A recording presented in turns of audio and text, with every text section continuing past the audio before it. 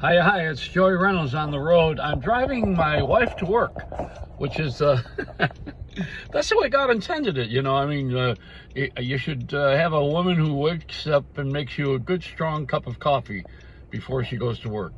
That's an old country western joke. They had good jokes back then because a lot of us were clowns that could take a punch, but I don't think anymore. Now, you know, everybody's so serious about everything. What are they making Joe Biden out to be lazy? The guy hasn't slept since he's been in office. Why do they call him Lazy Joe and all? Where do we get that from? You know, the country has been, we were a year and 5 months or so without any action at all. And now everybody all decided to all go out at once the other day, and we're bumping heads to get the hell out of the house and do things, and all because of the vaccine. And it all happened with the push that this guy did. And instead of saying, hey, you know what, we got moving, everybody wants to make him out to be some lug. I guess what happens is we don't like the way the money's being handled because they're taking the money out of the treasury. But you know what happened is that when we had the depression the last time, recession, depression in the 30s, they closed the banks so nobody could get their money. Even rich people jumped out of windows. Now we're pushing people out of windows because we want the money. No, seriously, the money has come from the government now, whereas they didn't close the banks on this recession or this depression or this pandemic. Whatever you want to call all this time, there seems to be a little flow of money. It's not much, but at least nobody's singing "Brother, Can You Spare a Dime?" and all those depression songs. People were lined up with looking for a cup of coffee, you know. But now it seems like people are just worried about being hacked. And hack, when I was a kid, was a taxi driver. My father was a hack. And also when I got into broadcasting, there were the hacks and yaks. The hacks were the guys who wrote. They were the print guys, the guys who did newspapers, and women too. And also the people who did the broadcasting were the yaks. So were the hacks and yaks. They were expressions. So if someone comes to this country right now and they join up and they decide they're going to be in America, which is a lovely place to be, and we have a great economy, well, we did.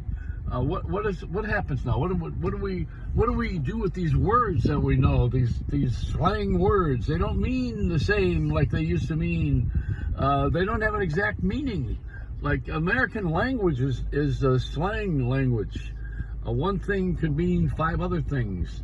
You got to be careful with what you're saying in America because you don't all communicate the same meaning out of the same words.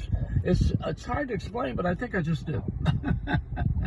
Anyway, we got the hacks and the yaks, and we got the people who yak about everything, that they don't like anything. Nothing is right. Everything is wrong.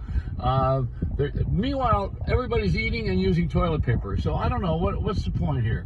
The point is that we were doing a lot better before, and you can't charge people for all the downtime that you've had when you lost money. That's a big mistake, American mistake. What they've done now is a lot of merchants are trying to make up for the time they were closed, and they want to make up for lost time. And everybody suffered.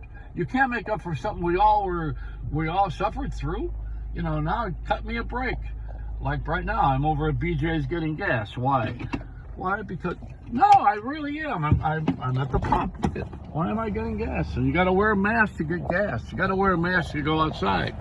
That's a different concept. Well, it's all in the interpretation of the law. You know, what do you think you have here besides this wonderful card that gets you 4 cents off on the gas, and it takes $20 more to get to where I got to go to get 20 cents off on the gas. There's no bargains here in heaven. You got to wait till you die, and then the insurance pays off and someone else enjoys your money.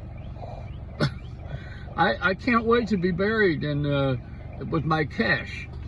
I love the story about the woman who said that she was I don't know, there's so many money stories, but the guy had so much money, and he was supposed to leave it to his wife, and he left her a check. And they put it in the coffin. Something like that. I don't know. Money is making us crazy. Of course, I'm already there. It's Reynolds Wrap. I'm gonna wrap this thing up now. I don't have anything to complain about today. I haven't watched television. It's a Reynolds Wrap. Oh yeah, I do complain about something. Subscription. how over-the-air television with commercials now has decided to follow the pattern of the phone company. See, the phone companies get money every month. That's a subscription. AT&T, and all of them, they all get money every month. So AT&T bought DirecTV, which is a television business. Then they bought HBO Max. So they have HBO Max. You get the free movies on HBO Max if you're signing up for DirecTV and you're signing up for AT&T. But now you know what? They're starting to put commercials on HBO Max. So what's happened is the radio and television people who own radio and television licenses for certain cities have decided that they're going to be in the subscription business, like the phone company is. And the phone company decided they're going to be in the advertising business and get commercials on things that should be covered by the subscription. I mean, everybody's gouging everybody. So, you know, stick your nose in my wallet. And hey, what's in your purse, you know? I think somewhere along the line, I will go back to what I've always said, that the American people really don't understand the concept of money. What happens here is a person wants to take a giant straw and stick it in your wallet and suck it all out. And that's it. That's why it sucks. It's a Reynolds Wrap.